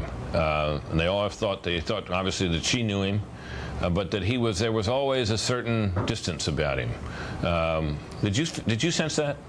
You know, I think of it a little bit differently. He is one of the most unique figures in public life I've known, because the man you saw privately, in the private moments, struggling with issues or decisions or just relaxing for a moment in the Oval Office or the residence, was exactly the same person you saw on that public stage. He really was the same. I think many of us came to know him.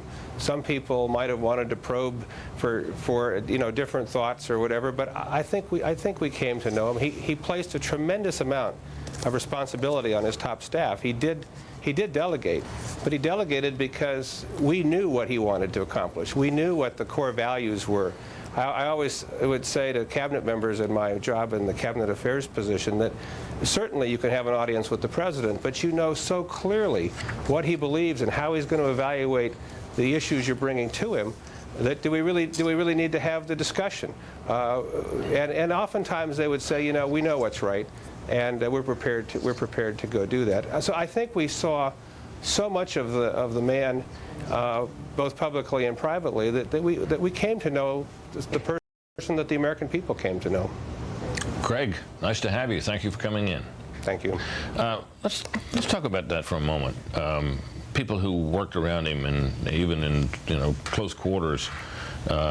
I guess it was Peggy Noonan who said that she thought she never really got to know him. Well, you remember Edmund Morris was his biographer, and was in despair. Finally wrote fiction in order to try to capture the man. Yeah, to try to capture the man, and could never.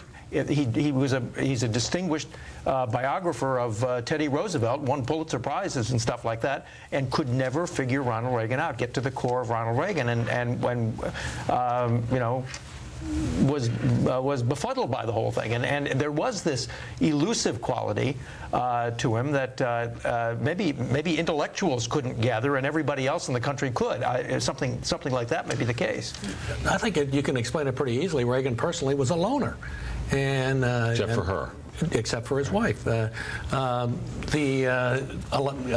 some politicians who are like that, and some who aren't. Obviously, someone like Bill Clinton always wants to have a crowd around. He's not a loner, but Reagan was quite comfortable without a lot of people there. Folks who worked for him would leave, and he'd seem to forget about him for a while. But he was also a guy who didn't hold any grudges, and that's why Jim Baker had worked for George Bush in the 1980 campaign, and yet Reagan hired him as his chief of staff, and the same thing with others as well. Stu Spencer, who had worked for Reagan, came back as his strategist in 1980 after working for Gerald Ford against Reagan in 1976. Fred remarked earlier on the other side of the White House staff, which was they were a little worried about President Reagan. He had these very firm beliefs. He was a conservative, and a lot of the people who worked for him were more establishment Republicans. They served him well. I think it ended up being a good mix. Jim Baker and Craig Fuller and people like that helped make the trains run and implement President Reagan's policies. And President Reagan, though he appeared detached, knew what policies he wanted implemented. But when I worked for Bill Bennett in the second term, as I said earlier, I came to Washington. Bill Bennett asked me to come to be part of the Reagan team. I mean, it's really an unusual president. Think of that. How many people it was the Reagan Revolution. Yeah, we were all Reagan. People felt that way about the Kennedy. Right. And about Roosevelt. Right. I think those are probably the three in the last, in our lifetime or before our lifetime a little bit. In the case of Roosevelt, I mean, we were Reaganites, and we were so proud to be Reaganites. And the staff got nervous, as Fred said earlier, when the president went off from the prepared answer and started giving his own thoughts. And in dealing with the White House, there was always this comedy, especially when I worked for Bill Bennett, who really wanted to advance the Reagan agenda and was pushing the edge of the envelope. And we were good team players with the White House staff, but occasionally we probably pushed the edge a little bit and went a step further, and the staff would try to pull us back. But Bill was always confident that the president would back him up, and in fact he would. And it was funny. The White House staff was loyal to the president, but worried, I would say, about the president. Probably more worried than they had to be. The other thing is he was it's not true. He wasn't a detail person, I guess. Tony Snow said earlier he didn't follow numbers that closely or budgets, but he was interested in details in another way. He would rip things. I remember when I worked for Bill Bennett as his chief of staff, occasionally you'd get an envelope from the White House. This was, I think, even before fax machine, certainly before email. The president would have ripped out from a magazine he was reading, often a conservative magazine like National Review or Human Events, which he insisted on getting each week, somewhat to the displeasure, I think, of some of the White House staff. And he'd see something in there about some wasteful government program, and of course several of them were in the education department, where I was chief of staff and Bill Bennett was secretary.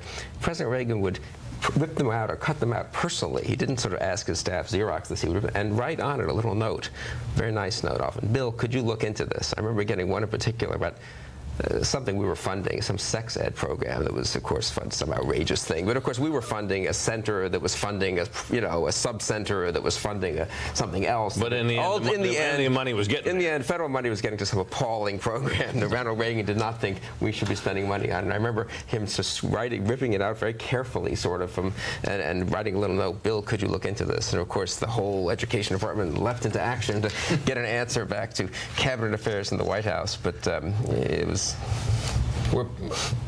Bill, we're pleased to be joined now by none other than James A. Baker, who was not only George Bush's campaign manager in 1980, he went on to become Secretary of State under George Bush, but in between, he was tapped by Ronald Reagan to be the Chief of Staff of the White House. And his role there, of course, is well remembered by all of us who covered Washington in that period. Pleased to have you, Mr. Secretary. What are your thoughts on the death of this man? Thank you, Britt. I'm glad to be with you. Well, it's a very sad day, of course, and the first thing I want to say is that our hearts go out to Nancy and to the family. On the other hand, I suppose in some ways it's a blessing given the difficulties of the last 6 or 7 years. My thoughts go back, Britt, to to a lot of happy days, a lot of happy times, and a lot getting accomplished because of the strength of this extraordinary man who really restored America's pride and confidence in itself. He was a strong leader with an uncommon trait. He had the ability as a political leader to make everybody feel good. You know, a lot of people disagreed with his policies, but it was really hard to find anybody in those 8 years in Washington who didn't like Ronald Reagan as a person. Well, I think that's true. As we talk here, Mr. Secretary, we're watching the hearse that is taking the former president's body from his home in Bel Air to a funeral parlor in Santa Monica. I wanted to ask you about the turn of events that led from your being the campaign manager first for, well, the delegate count really for President Ford in 1976, without whom a lot of people think he couldn't have gotten the delegates, enough delegates to beat Ronald Reagan, and then managing and keeping alive really the first President Bush's unsuccessful campaign for the nomination in 1980, and then lo and behold, somehow you turn up as President Reagan's chief of staff. Tell us about that. Tell us about the conversations that led to it. Tell us about how you were approached. Tell us about it all. Okay, Brett, I think before I tell you the factual details, let me simply say that this is another indication, I think, of the greatness of this president. I mean, here was a man who was completely without guile, and what you saw with Ronald Reagan was what you got. I mean, how many people would go to a person who had led 2 campaigns against them to pick them as their White House chief of staff? That's how comfortable he was in his own skin. Factually, we won, of course, in the last, I'd say, 10 days or 2 weeks of that campaign in 1980. I remember we were celebrating the victory at the Century Plaza Hotel, and I got a tip from Stu Spencer that the president was going to call me the next day and suggest to me that I be the White House chief of staff. You're talking, of course, about the general election, right? I'm talking about the general election in 1980, right. Sorry, yeah. Where we were behind Carter for quite a while, up until the last 10 days or so, when President Reagan, at the time Governor Reagan, bested him pretty good in the sole debate of the campaign that year. Anyway, Stu says, you know, the president-elect is going to come to you and he's going to ask you to be his White House chief of staff. And at first I didn't believe it. And then it was confirmed to me by another high-level staffer that had served President Reagan in the past. And I went home and told Susan, my wife, and she started crying. She said, "I'll never see you." Because we knew what that job entailed. We had run the Ford campaign against Carter, working closely with the then White House Chief of Staff, Dick Cheney. And the next day, sure enough, the president called me in, asked me to do that, and said, "But I want you to work it out in a way that's satisfactory with Ed Meese and Mike Deaver." And so the 3 of us got together and we worked it out in a way that I hope and believe served President Reagan very well. He went up to Susan. Why did he say he wanted? Why did he, Mr. Secretary? Why did he say he wanted you? Did he tell you why he wanted you? What did he say? No, he didn't. He just said, I would like for you to consider being the chief of staff of the White House. I think the reason was, of course, because Nancy Reagan and Stu Spencer and Mike Deaver had all suggested to him that they needed somebody who had Washington experience and who knew how Washington worked. I think that's what really happened. But anyway, so he goes up to Susan the next day, and just before he gives his first press conference as President-elect of the United States, and he goes up to her and said, "Now I want to tell you something, Susan." He says, "You shouldn't worry. Don't you worry about this. Your man's going to be home at 5 o'clock every night because I'm going to see to it." And of course, I never got home at 5 o'clock on any nights, but she was mollified, and we were happy. And I got to tell you, Britt, and you know this because you covered him. What a wonderful, wonderful man, and what a wonderful person to work for. He could referee these really divisive disputes in the cabinet or the National Security Council or what have you, and the losing person, whoever lost or whoever was on the losing side, never felt bad about it because he had a way of putting people at ease with his unbounded optimism. Tell me, one thing about him was he did get home at 5 o'clock sometimes, though, didn't he? And did that place a great? I mean, was working for him more burdensome, or let me just say, put it another way? No, it wasn't. Were you busier? Were you busier because of that? You're not going to be, I don't think, you're as busy as you can be, whoever you're working for, if you're the White House Chief of Staff. And I don't care who the President is or who the Chief of Staff is. The Chief of Staff is busy, and that's the way it should be. But the fact of the matter is he was a big picture president, and that's one of the keys to his success. I heard one of your guests earlier, I don't know whether it was Bill Kristol or Fred Barnes or who it was, talking about receiving things from the White House at the Department of Education, where the President himself had marked on there that he wanted something looked into. A lot of people don't realize this. President Reagan wrote many of his own speeches. He wrote in his own hand on yellow legal pad letters to people all the time. And so he was very, very intimately involved in his presidency, but he didn't care a lot about some of the extraneous details. And he was a big picture guy who held these principles very, very strongly, and he stuck to those principles, and as a consequence, he was able to change the world. We were talking here earlier, Mr. Secretary, about President Reagan's dealings with the media in Washington, and particularly about his dealings with the press when it was in full cry, the buzz in Washington. Fred once had remarked to me that he thought that President Reagan had the ability to tune all that stuff out and keep going in the direction he thought. Did you notice that about him? Absolutely. He was so quick with a repartee. I could tell you a story, but it would take me a little while to do it about Bishop Tutu Well, all right, I'll tell you the story. The only time that I can remember in the first term, anyway, that we were overridden by the Congress on a veto was when we vetoed a sanctions bill against South Africa because we had a policy of constructive engagement rather than sanctions, and the President's veto was overridden, and he was not happy about that. We went in after about 2 weeks. We said, Mr. President, it's about time for you to have some of the more moderate black leaders in South Africa in, because we've lost control of South Africa policy to Congress. He didn't. He said, well, okay, who do you think I ought to see? We said, well, first of all, you ought to see Bishop Tutu. He said, well, you know, I'm not too enamored of Bishop Tutu. He's been very highly critical of us. We said, no, but you ought to see him. So we bring Bishop Tutu in. The press is in full cry. They're sitting in the wing chairs in front of the fireplace, and they start shouting questions at the President. What about this and that Bishop Tutu had said, criticizing your policy? And the President said, wait a minute, fellas. He says, this is a photo opportunity. I'm not going to take any questions. And so they turned to Tutu and started asking him questions, and he responded quite vigorously, trashing the President up one side and down the other. Then he went out on the White House driveway, and proceeded to trash him further. And boy, the next day the press couldn't wait. The first event in the Oval Office, whatever it was, and I can't remember, they go rushing in there and they say, Mr. President, what about Bishop Tutu? Bishop Tutu, what about Bishop Tutu? And the President's sitting there like this, and he looks down at his hands. He says, Bishop Tutu? He says, so-so. and it totally disarmed him. How was your meeting with Bishop Tutu? Tutu? So-so. So that's the way. That's the kind of ability he had to... Well, the satellite has clearly left us, but we pass along anyway our thanks to James Baker for staying with us as long as he did. In the White House briefing room at the moment, from the White House briefing room, we're pleased to be joined by Deputy Defense Secretary Paul Wolfowitz. Mr. Secretary, your thoughts on Ronald Reagan?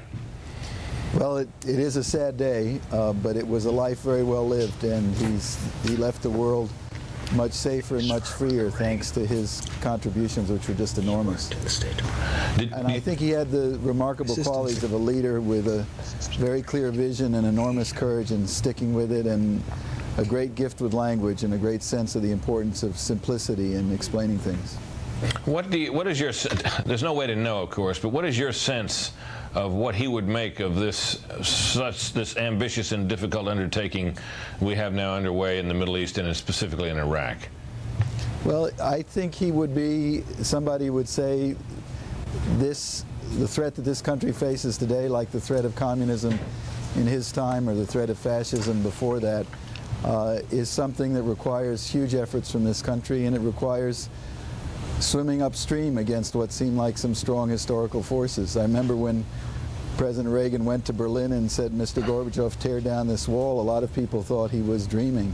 When he called the Soviet Union an evil empire, a lot of people thought he was overstating it. And I remember, though, after the end of the Soviet Union, talking with former Soviet generals who said, you know, at first we thought he didn't know what he was talking about, but the more we thought about it, the more we realized that's where we were living, and we're glad to be out of it. I think he would say that it is time, it is necessary to change the course on which the Middle East has been proceeding for the last 20 years. And not expect it to be easy, not expect it to be over quickly. It'll be a long effort, but I think he would believe in something that puts so much emphasis on the importance of human freedom. Now, you were in the State Department in those years, in the Reagan years, were you not? I was, and I was dealing with East Asia, which, of course, wasn't normally thought of as the main focus of President Reagan's interest, which clearly in foreign policy was first and foremost the Soviet Union. But I had the experience of working with him closely on supporting what became the democratic revolution in the Philippines. And if you go back and look at the record of the 1980s under President Reagan, there was not only this remarkable movement toward freedom in the Soviet Empire, there was an incredible movement toward freedom and democracy in East Asia, the Philippines, Taiwan, Korea, and also all over Latin America. Right-wing governments as well as communist governments. Now that, of course, in the end, that was Reagan who finally gave the nudge there to President Marcos that it was time to go. As I recall, he sent a dear friend of his as a special envoy on that. Were you involved in all of that? I was very closely with Senator Paul Laxalt. In fact, we were at the point there where around the fall of 1985, when we began to get the clear sense that the Marcos and his wife were thinking that there was one policy from the State Department, but surely his friend Ronald Reagan understood his need to be a tough, mean dictator, I suppose. So we talked to the President, Secretary Shultz talked to the President, and agreed it was important to send somebody about whom there could be no question that he represented the President himself, and Senator Laxalt stepped up to that and did a magnificent job. Remember, after Marcos left, one of Reagan's comments was, quoting Lord Acton specifically, he said, "Power corrupts, and absolute power corrupts absolutely." He obviously had a gracious relationship with Marcos when he visited the Philippines and when Marcos visited here, but I don't think he was ever taken in by the real character of that man and that government. Well, it seems the way it came out not to have been at all. Paul Wolfowitz, thank you very much for taking the time to talk to us about President Ronald Reagan, who died today in California at the age of 93. And what we're seeing on your screen right now is the hearse that has taken his body from the Reagan home in Bel Air to a funeral home in Santa Monica. Let's turn now, if we can, to someone who clearly felt inspiration, not to mention agreement on ideas with Ronald Reagan, and that is former House Speaker Newt Gingrich. Mr. Speaker, it's nice to have you. Your thoughts? Well, I found myself earlier this evening becoming very emotional. Ronald Reagan helped shape my life from October of 1964, when he gave his first national 30-minute speech, A Time for Choosing, towards the end of the Goldwater campaign, through watching his uphill campaign for governor in 1966, to the extraordinary debate with Bobby Kennedy on national TV defending America and American policies. Mr. Speaker, stop for just a second. Tell us what you were doing then, as you were. No, I mean, you were teaching history, correct? No, I was in 1964. I was a college student. I was already very interested in politics, and I had been influenced a lot by Goldwater's Conscience of a Conservative, a book he wrote. And seeing Reagan that fall, we were clearly losing the campaign to Lyndon Johnson. A lot of conservatives were, concerned, almost demoralized, and then there was this speech by this actor, and it was just breathtaking. It was optimistic, it was clear, it was about America. It was bigger than conservatism. It was about freedom in America, and you had this sense of pride and hope. And then I was in graduate school in New Orleans, and I remember still sitting in our small apartment watching Ronald Reagan debate Bobby Kennedy in a debate that clearly, I think it was on CBS, but clearly People expected Reagan to get beaten badly. This was the anti-Vietnam War period. Kennedy represented the left. They were being interviewed by, I think it was 4 or 8 foreign students. And Reagan was just amazing. I mean, on every question, he was clear. He was pro-America. He defined our history in a way that, in fact, there's a great story that Bobby Kennedy did the debate from Paris and turned to Pierre Salinger and said, "Never, ever again put me on television with him. It is impossible." After the debate was over. So for a young guy who was trying to create a Republican Party in Georgia at a time when there were no Republican federal officials, Reagan was an inspiration, and his steadiness, his optimism, his consistency. When I finally got elected, he'd campaigned several times. I was with him in '74 in Georgia. I came back in '79, and the whole Conservative Opportunity Society movement that as a young congressman, we helped people like Vin Weber and Connie Mack and others help launch. That movement got its inspiration from Ronald Reagan, and the first Capitol Steps event wasn't the contract with America in 1994. It was a September 1980 campaign event that Reagan agreed to do at a time that it was a big risk, and as Jim Baker was just saying, they weren't way ahead, they weren't guaranteed election, and yet they were prepared to be part of a team for the first time in American history.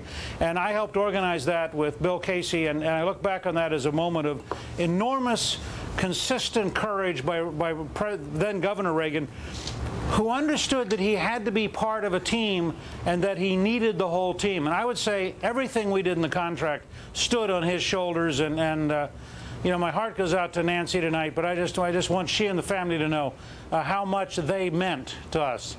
Now, at that point, of course, you were what, you were in the House at that point, right? You were a backbench congressman from Georgia, right? Right. I was a freshman congressman in 1980, and they were willing to work. Guy Vanderjack, who was chairman of the campaign committee, congressman from Michigan, talked to Governor Reagan, and they were willing to take the risk. And we got every House and Senate candidate in the country on the Capitol steps. First time it was ever done in history. And remember, we won control of the Senate that year in 6 upset campaigns where the combined margin was 75,000 votes in 6 states. And I believe without that Capitol Steps event, we would not have won control of the Senate in 1980. And then we came back 14 years later and did the Capitol Steps with a contract with America on exactly the same model. So we literally stood on Reagan's shoulders, and I think all of modern conservatism really stands on the shoulders of Lady Thatcher and President Reagan.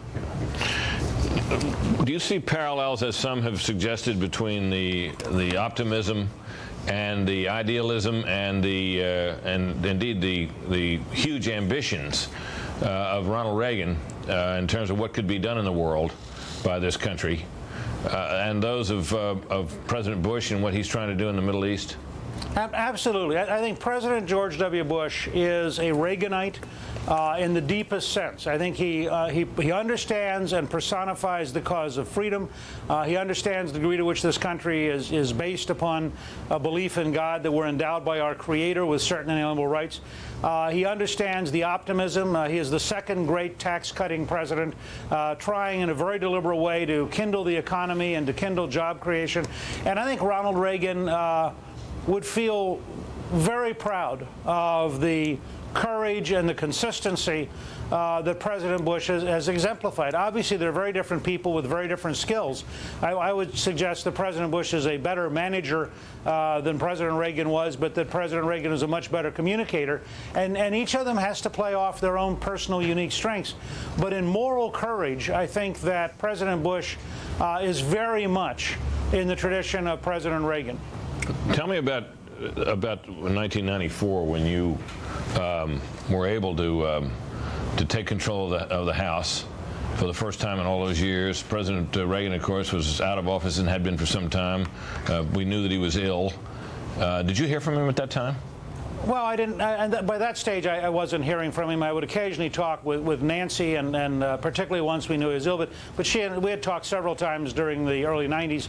But I was very much coached and helped by Ken Duberstein and by Mike Deaver, both of whom had been very, very close to President Reagan. And we really tried to design the entire contract campaign around ideas and around an emotion. If you remember, you go back and look at that contract, it's totally positive. It's totally idea-oriented. And that was really Reagan. I mean, Reagan, I don't want to disrupt any Republicans who want to feel totally partisan, but Reagan was an FDR Democrat. Reagan had grown up with the happiest, most optimistic presidential leader in American history. And Reagan really brought into the Republican Party that big-hearted sense of optimism which had been the hallmark of Franklin Delano Roosevelt. And we tried to capture and carry that on. And I think to some extent President Bush has tried to carry that on. It's been harder because, you know, we don't have the personality, frankly, that Reagan had. We don't have that ability to exude an optimistic inclusiveness. I mean, he and Tip O'Neill could fight all day and then get together in the evening and be pleasant with each other and take the gloves off in a way that's really hard for people to do. It's a very unusual talent. Mr. Speaker, your reflections are most welcome. Thank you very much. Thank you. We have a statement from Billy Graham. Interesting because of what it says about President Reagan and his faith. Mr. Reagan, says Dr. Graham, had a religious faith deeper than most people knew. And he goes on to say that Nancy is one of the strongest and most dedicated women I've ever known. She and the children have my love and prayers. The president was a man of tremendous integrity based on his religious belief. And he goes on to talk about the love that we've all talked about between the two of them. One reason, of course, that the president's religious faith, the former president's religious faith, may have been a mystery to people was that he was not a regular church attender, as so many presidents have. And I remember in the 1984 campaign that there was this smart-ass reporter who brought that up. Maybe that particular reporter would like to recall that for us now, and what he said and what his answer was. Well, it was in the first Reagan-Mondale debate in Louisville, Kentucky, in October on a Sunday evening, and I was honored to be one of the reporters who were selected to ask Reagan questions. 3 reporters, and you know, my friend Tom DeFrank of then of Newsweek, now of the New York Daily News, actually suggested this question to me, and I thought that was such a, asked the president why he doesn't go to church, because I knew he was such a sincere believer, and I thought, well, there's a good question to ask because I'm really interested in the answer, you know, rather than just ask about the budget deficit or something like that where he'd give a pro forma answer. I thought maybe I'd get a real answer, you know, a moment, and so I asked the question, and I thought I'd crafted it in such a way that he couldn't get out of it. You know, I said, well, you know, I know you're such a sincere believer in Christianity, and yet you don't go to church. You don't bring a preacher who'd be glad to come by the White House on Sunday mornings or at Camp David. I'm sure you could get someone to come up there. How come you don't? And I was obviously sitting facing the president, and the crowd was behind me, and it must have been from the Reagan section that was right behind me, because there was a lot of hissing at that question. And Reagan, I'll have to say, it was sort of a disappointing answer. He said, well, it was for security reasons that he didn't go out to church because it might cause problems at the church for the other parishioners and so on. And that evening and that debate with Walter Mondale was the greatest night of Walter Mondale's political career. Well, it was the greatest night of his presidential campaign. Of his campaign, but it was just a wonderful night. He was really on, and Ronald Reagan had been convinced by some of his aides that he needed to really show his ability to talk about details that night. Well, as you've heard from many people tonight, he was a big picture guy. He wasn't a detail guy. It was a horrible evening for him, and I remember when the debate ended, and the questioners got up, and Mondale and Reagan came forward, and I shook hands with him, and I looked at his face, and he knew how poorly he had done. He was stricken by his performance there, and it prompted stories the very next day about whether maybe he was too old to serve a second term. Yeah, I remember one correspondent saying the question was whether Reagan was, you know, okay. Right. Yeah, well, and then, of course, he came back in the second debate. I was on the second debate panel. Well, tell the story. And all of the, before the debate, the panelists get together and hone the questions. You know, it's like strapping a razor against a well, strap. so you don't repeat yourself and all that. Yeah, well, no, and also sharpen the questions and make the questions, you know, so pointed that the person can't escape. So Henry Truett of the Baltimore Sun, it was a foreign policy debate, but we had to ask this question about age, you know, because it was all buzzing in the air. And so Henry Truett refined this question down. You know, do you think, and it came out, do you think you're, in substance, do you think you're too old to be president? And it's a classic. And we thought this was a wonderful question, the panelists. So Reagan says, well, I'm not going to bring up my opponent's youth and inexperience. And of course, Mondale's when, what, 50-some, you know, he was this ball went sailing out of the park, and afterwards, all of the reporters accused Henry Truett of having delivered a softball to him, and we thought it was a hardball, but as hardball as it could be fired. We were pleased also to be joined by Ed Rollins, who is a veteran political strategist known to many of us here, who also served as the White House political director, if I'm not mistaken, Ed, correct, under Ronald Reagan. Your reflections? Well, first of all, I want to send my love and prayers to Mrs. Reagan, who obviously was a very critical part of all of this. Watching the motorcade earlier, I was very saddened by it, having driven in many of those motorcades and seeing the crowds come out to see this president. There was a great love affair that the country had for this man, and equally as important, he had a great love affair for the country.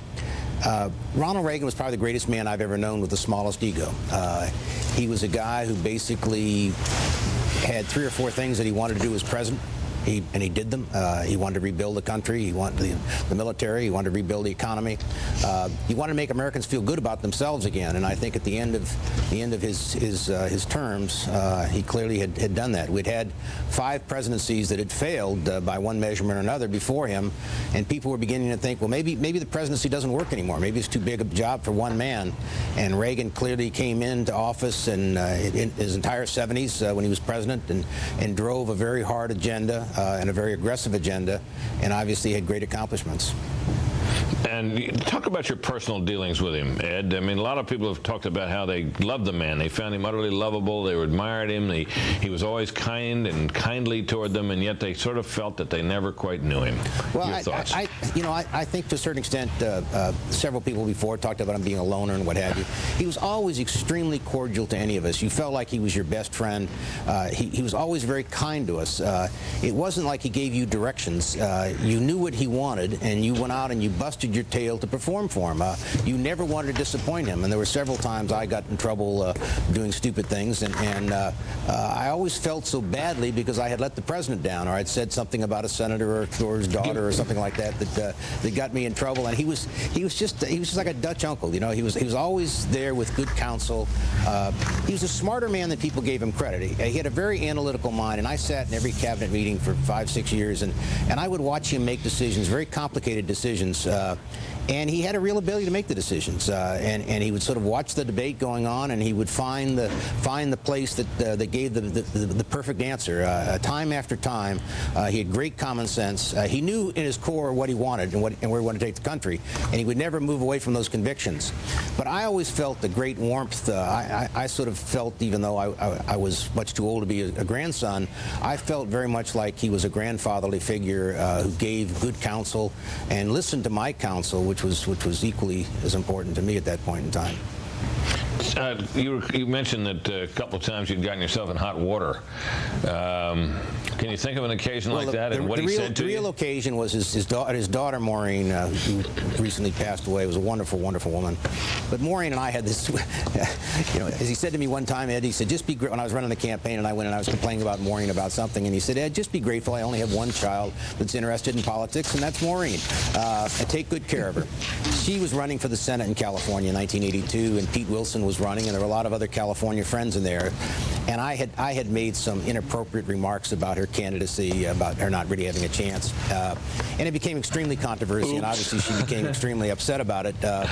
And so I had to go to the woodshed on a Monday, and after a very long weekend, and I walked in and I said, Mr. President, I'm just so sorry that I know I made your weekend. This is in the Oval Office? The Oval Office. He and I all by ourselves. And it was, you know, a famous trip to the woodshed. And he put his arm around me. He said, Ed, he said, you know, you and I both got a lot of friends in that race. And he said, you know, I've said some some things that my daughter didn't like either. He said, let's make each other a promise that we won't say anything about any of our friends in this race until it's all over, and then we'll go support the winner. And he just sort of gave me a pat on the shoulder and sent me out. Well, after that, you know, I'd have killed for the guy. I mean, it was just, I mean, I deserved to have my tail kicked, and he treated me in a way that made me feel 10 times worse than if I'd have been chewed out as I deserved to be. But it just was... But 10 times better toward him, right? 10 times better towards him. I'd have done anything in the world for him, as would anybody else who ever worked for him. I never saw him ever mistreat anyone in the White House staff. If anything, he was always extremely cordial to the little people, particularly the little people. And you know, the Jim Bakers and the rest of us could all take care of ourselves, but he was always very courteous to the people that flew him, the people who drove him, to the people who took care of him.